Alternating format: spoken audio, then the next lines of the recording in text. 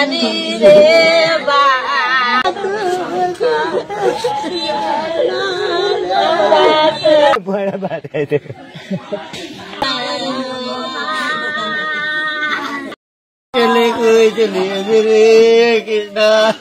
আপন দুই ভাই সহ 4 যুবকের মৃত্যু।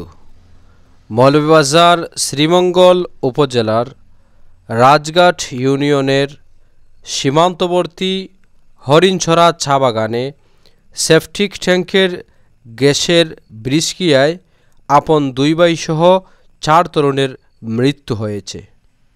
এ ঘটনায় 4 জনের মৃত্যু হলেও একজনকে সিলেট ওসমানী মেডিকেল কলেজ হাসপাতালে পাঠানো হয়েছে।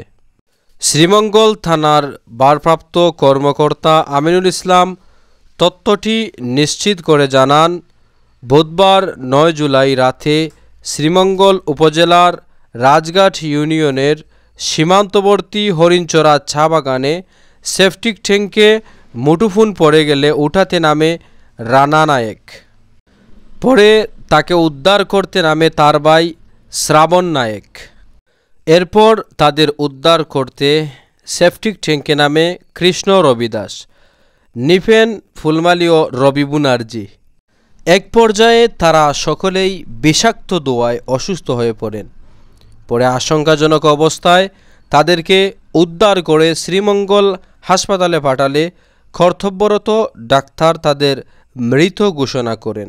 এরা সবাই শ্রীমঙ্গল হরিণছড়া চা বাগানের চা শ্রমিকের সন্তান।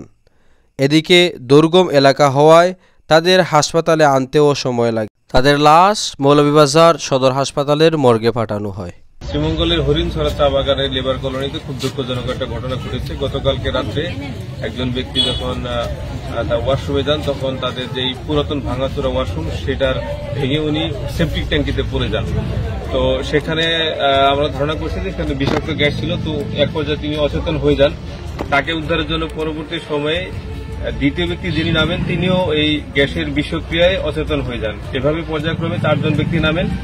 তারা প্রত্যেকে অচেতন হয়ে যাওয়ার পরে স্থানীয় যারা তাদের প্রতিবেশী ছিলেন তারা তাদেরকে উদ্ধার করে হসপিটালে তাদের ভর্তি করেন, কিন্তু সেখানে কর্তব্যরত ডক্টর তাদেরকে মৃত ঘোষণা করেন।